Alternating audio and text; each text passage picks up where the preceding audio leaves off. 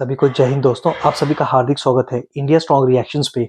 आशा करता हूँ कि आप सभी लोग बहुत अच्छे होंगे। तो आज हम आपके लिए जबरदस्त और एक बहुत ही इंपॉर्टेंट डिबेट लेकर आए, जहाँ पे आप देखेंगे पाकिस्तान के दो मशहूर और वरिष्ठ पत्रकार जो कि अपने दमदार और बेबाक अंदाज के लिए जाने जाते हैं। एक तरफ आप देखेंगे आरजू काजमी को, जिनके स्पेशल गेस्ट होंगे शकील चौधरी साहब, जो कि एक जबरदस्त जियो पॉलिटिकल एक्सपर्ट है। ये दोनों बात करेंगे हमारे प्यारे देश भारत के बारे में। तो ये वीडियो काफी नॉलेजेबल, इंटरेस्टिंग और दमदार होगी, इसे अंत तक देखें। और चैनल पे नहीं है तो चैनल को सब्सक्राइब कर दें, ताकि हम आपके लेटेस्ट और इंपॉर्टेंट वीडियोस लाते रहें। तो चलिए पहले ये वीडियो देखते हैं और अंत में इसके बारे में बात करेंगे।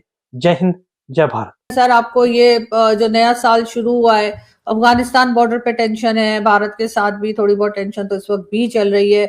ईरान की तरफ से भी अजीब अजीब सी खबरें आ रही हैं। आपको लगता है कि पाकिस्तान के लिए ये साल टफ रहेगा, या आपको लग रहा है कि कुछ थोड़ा बहुत बेहतरी आएगी?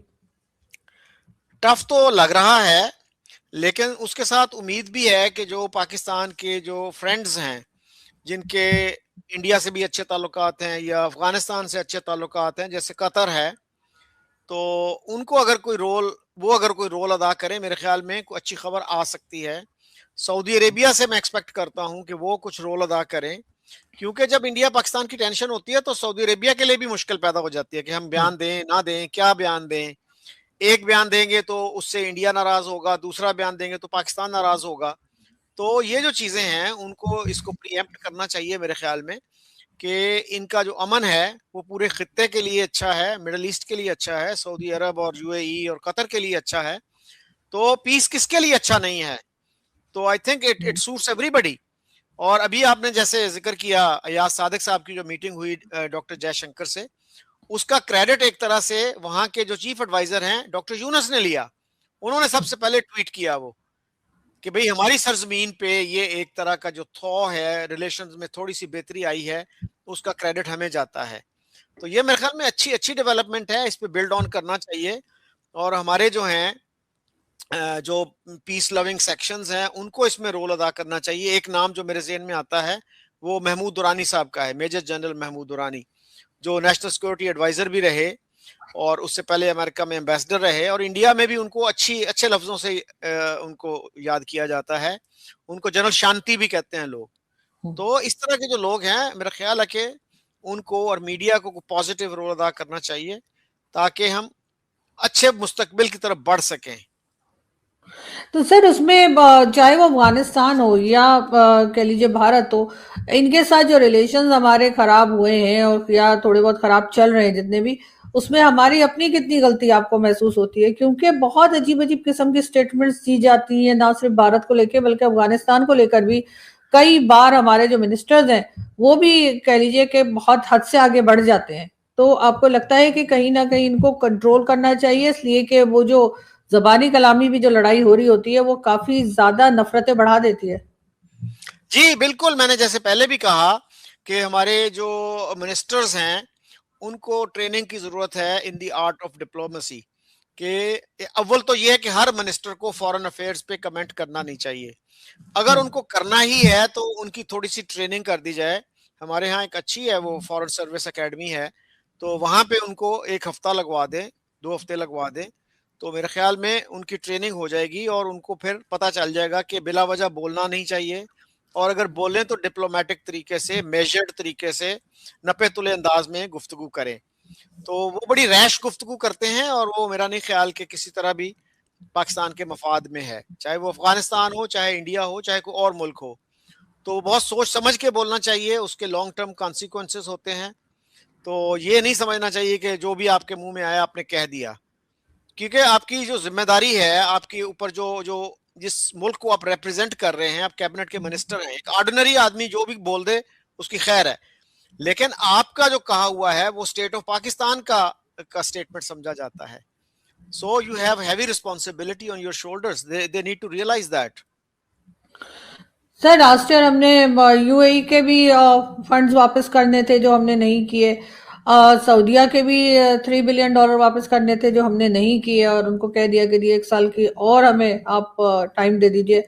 क्या आपको लग रहा है कि कोई ऐसी स्कीम बना रहे हैं, कोई ऐसी पॉलिसी बना रहे हैं जिससे कि ये पैसा जमा कर पाएंगे और वापस कर सकेंगे? या आपको लग रहा है कि इस साल भी पाकिस्तान की इकोनॉमी जो है وہ ویسے ہی خراب رہے گی, ویسے ہی پرابلم میں رہے گی جیسا پہلے تھا. جی پچھلے دنوں میں دیکھ رہا تھا, کل یا پرسوں کی بات ہے, جیو پہ ایک ڈسکشن تھی, تو اس میں ایک صاحب ہیں محمد علی, وہ بڑی روزی پکچر پیش کر رہے تھے کہ جی ہماری ایکسپورٹس بھی بڑھ گئی ہیں, ہمارا سٹیبلائزیشن بھی ہو گئی ہے اکانومی کو وغیرہ وغیرہ. تو اس پہ ارشاد بھٹی صاحب نے ان کو کافی کاؤنٹر کیا کہ آپ کی اسٹاک مارکیٹ ہو سکتا ہے بہتر ہو گئی ہو, لیکن ایک عام آدمی کو اسٹاک مارکیٹ سے کیا لینا دینا, وہ تو یہ دیکھتا ہے کہ میری زندگی جو ہے وہ بہتر ہوئی ہے کہ نہیں ہوئی. تو یہ جو چیز ہے نا, یہ اصل چیز یہی ہے, the litmus test is کہ عوام کی حالت آپ نے کتنی بہتر کی ہے کتنی نہیں کی, تو اس طرف کوئی پروگرس مجھے تو نظر نہیں آتی. تو جب تک کہ آپ عوام کو فوکس نہیں بنائیں گے اپنی پالیسیز کا, تو اس وقت تک میرا خیال ہے کہ کوئی بہت زیادہ بہتری نہیں آنے والی. اور اب تو اور بھی شکایات آ رہی ہیں کہ ہمارے ہاں جو ہے دولت کا جو ارتکاز ہے, جو کنسنٹریشن ہے, وہ چند ہاتھوں میں ہوتا جا رہا ہے. تو ان حالات میں جو ہے پھر ایلیٹ کیپچر کی بات بھی کی جاتی ہے کہ ریاست کے جو ریسورسز ہیں اس پہ ایک نیرو ایلیٹ کا گویا قبضہ ہے. تو یہ چیزیں جو ہیں اس پہ میرا خیال ہے ہمارے جو تھنکنگ سیکشنز ہیں, ہمارے اکانومسٹ ہیں, ان کو آواز اٹھانی چاہیے کہ بھئی غریبوں کو بھی اس میں سٹیک ہولڈر بناؤ, اور یہ ملک جو ہے صرف ایلیٹ کا نہیں ہے. عوام کو اگر آپ ریلیف نہیں دیں گے تو لانگ ٹرم میں اس کا نقصان ہوگا, وہ لاوا کسی وقت بھی پھر پھٹ سکتا ہے. لیکن سر اب جو ہے وہ آپ نے دیکھا کہ جو KPK کے چیف منسٹر تھے وہ گئے وہاں لاہور, اور ان کے ساتھ جو سلوک کیا گیا کہ جی آپ لوگ یہاں کیا بتیاں دیکھنے آئے ہیں, دیکھ لیا ہے نکل جائیں. سر یہ کس قسم کی اب پولیٹیشنز ہمارے یہاں آ گئے, ورنہ تو ایک دوسرے کے صوبے میں جانے میں اس میں کوئی ویزا نہیں لگتا, کوئی پرمیشن نہیں چاہیے ہوتی, اور کسی کو اس طرح سے کر کے تو آپ اور زیادہ پنجاب اور KPK کے درمیان فاصلہ بڑھا رہے ہیں. جی یہ بہت ہی انفارچونیٹ تھا جس طرح سے سہیل آفریدی صاحب کو وہاں ٹریٹ کیا گیا. ان کو میرے خیال ہے ریسپیکٹیبل طریقے سے ٹریٹ کرنا چاہیے تھا. After all he is an elected chief minister. تو ان کے ساتھ طے کر لیتے کہ بھئی آپ کوئی پروووکیٹو نعرے نہیں لگائیں گے, کوئی ایسی بات نہیں کریں گے جس سے حالات خراب ہوں. ان کے ساتھ بیٹھ کے یہ باتیں طے کرنی چاہیے تھی, ان کے سٹاف کے ساتھ کر لیتے. تو یہ بدمزگی جو ہوئی ہے میرا خیال ہے اس سے پاکستان کا امیج جو ہے وہ انٹرنیشنلی متاثر ہوتا ہے, خراب ہوتا ہے. تو اس طرح کی جو چیزیں ہیں نہیں کرنی چاہیے. مثلا ایک جرنلسٹ نے پوچھا ان سے کہ کیا آپ کوئی ڈرگز تو نہیں لے کے آئے. آپ یہ کہہ رہے ہو کہ پاکستان کا چیف منسٹر, ایک صوبے کا چیف منسٹر جو ہے وہ ڈرگز کا کاروبار کرتا ہے. I mean, what kind of message are you giving to the international community? تو یہ ہمیں سوچنا چاہیے. تو باقی بھی منسٹرز نے, پنجاب کے کچھ منسٹرز نے اس طرح کے ارسپانسیبل بیانات دیے, تو ادھر سے بھی کہیں کہیں سختی کا مظاہرہ ہوا. لیکن وہ گیسٹ تھے, میزبان کی ذمہ داری میرے خیال میں زیادہ بنتی ہے کہ آپ ماحول کو خوشگوار رکھیں, اور جہاں پہ اختلاف ہے اس کو مہذب طریقے سے آپ اس کا اظہار کریں تاکہ کوئی تلخی نہ ہو, کوئی بدمزگی نہ ہو. بالکل, لیکن سر اس کا خیال نہیں رکھا گیا اور یقیناً ایک غلط میسج دیا گیا, اور جو پہلے ہی صوبے ناراض رہتے ہیں پنجاب سے خاص طور پہ, پنجاب نے اپنے آپ کو اور زیادہ ایسا بنا دیا ہے کہ سر اب چاہے وہ بلوچستان ہو, چاہے وہ KPK کے لوگ ہوں, وہ جو پہلے وہ شکایت کیا کرتے تھے پنجاب سے, آپ کو لگتا ہے کہ وہ مزید بڑھ جائیں گی باتیں؟ ظاہر ہے کہ اس طرح کے اگر آپ اقدامات کریں گے اس طرح سے ایک باہر سے آنے والے مہمان کے ساتھ, اور وہ بھی جو چیف منسٹر ہے, اس طرح سے کریں گے تو محبت تو نہیں بڑھے گی, اس سے تلخی بڑھے گی. تو اب وہ جا رہے ہیں کراچی, سندھ جا رہے ہیں چیف منسٹر خیبر پختونخوا, تو I hope he will be treated better. تو وہاں پہ کم از کم جو ہے اس طرح کی تلخی میرا نہیں خیال کہ ہوگی, اور ہونی بھی نہیں چاہیے. چیف منسٹرز کے آپس میں اچھے تعلقات ہونے چاہیے, ایک رسپیکٹ کا جو ہے ریلیشن شپ ہونا چاہیے, باہمی احترام ہونا چاہیے. تو اس کے بغیر جو ہے نا ڈیموکریسی تو نہیں پھر چلتی. یہ تو they are harming democracy if they don't respect each other. تو لیکن سر you can disagree while remaining respectful. لیکن سر آج کل کس بات کا خوف ہے اس وقت کی گورنمنٹ کو, اس وقت کی ملٹری اسٹیبلشمنٹ کو, کہ لوگوں کے لکھے ہوئے آرٹیکلز تک جو ہیں وہ بھی نیوز پیپر سے ہٹوائے جا رہے ہیں. ابھی آپ نے ریسنٹلی دیکھا ہوگا کہ ایک آرٹیکل لکھا گیا جس میں کہا گیا کہ بھائی ملک سے محبت جو ہے وہ خود بخود انسان کے اندر ہونی چاہیے اور آتی ہے, زبردستی تو آپ کسی سے رسپیکٹ نہیں کروا سکتے کسی کی. اس قسم کا آرٹیکل تھا سر, جو باتیں ہم لوگ برسوں سے ویسے ہی بولتے چلے آ رہے ہیں, لکھتے چلے آ رہے ہیں, اپنے کالمز میں بھی, اپنے شوز میں بھی ہم یہی بات کر رہے ہیں کب سے, تو وہ چیز جو ہے وہ اس وقت میرے خیال ایکسپریس ٹریبیون میں وہ آرٹیکل آیا تھا اور اس کے بعد اس آرٹیکل کو ہٹوایا گیا. سر کس بات کا ڈر ہے ان کو؟ اچھا وہ نظامانی صاحب ہیں ہماری جی جو فضیلہ قاضی ہیں ان کے وہ برخوردار ہیں.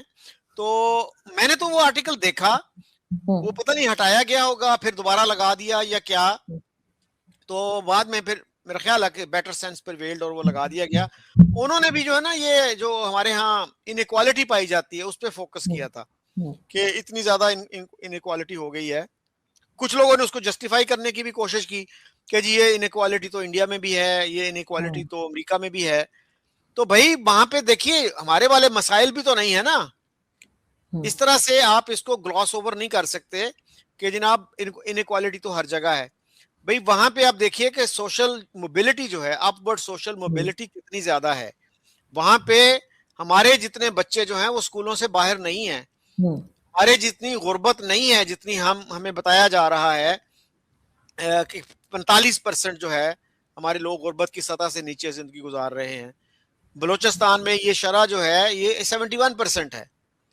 تو یہ جو چیزیں ہیں وہ مسائل کو زیادہ ایگزیسربیٹ کرتی ہیں, خراب کرتی ہیں یہ چیزیں کہ کنسنٹریشن آف ویلتھ بھی ہو, آپ کے ہاں ویلتھ کریشن بھی نہیں ہو رہی. تو آئی ٹی میں مثلا دیکھیے تھوڑی سی پروگرس تو ہوئی ہے لیکن کیا وہ کافی ہے؟ ہم جو ہے سوتے رہ جاتے ہیں, پھر جب دنیا آگے نکل جاتی ہے تو پھر ہم ایک دم اٹھتے ہیں اچھا نہیں ابھی کرتے ہیں کچھ. تو وہ کام جو انڈیا نے 90s میں کیے آئی ٹی کے فیلڈ میں, ہم نے 2-4 سال پہلے وہ شروع کیے. اور اگر ہماری 3 بلین کی ایکسپورٹ ہو جائے, 3.5 کی, 4 کی, تو ہم بغلیں بجاتے ہیں کہ جناب بڑا کام کر لیا ہم نے. تو اس کا آپ موازنہ کیجئے انڈیا کی جو ایکسپورٹس ہیں آئی ٹی کی وہ کتنی ہیں. تو یہ جو چیزیں ہیں ان پہ ہمیں توجہ دینے کی ضرورت ہے. ہمیں تنقیدی جو سوچ ہے اسے ڈرنا نہیں چاہیے, تنقید سے ہی بہتری کا راستہ کھلتا ہے. بالکل ایسا ہی ہے سر, لیکن انفارچونیٹلی ہمارے ہاں جو ہے وہ اکثر ان چیزوں پہ روکا جاتا ہے, ٹوکا جاتا ہے, ڈرایا دھمکایا جاتا ہے. لیکن اچھی بات یہ کہ لوگ اس باتوں سے رکتے نہیں ہیں, اور لوگ جو بات کرنا چاہتے ہیں آج کے زمانے میں کم از کم ان کو روکا نہیں جا سکتا.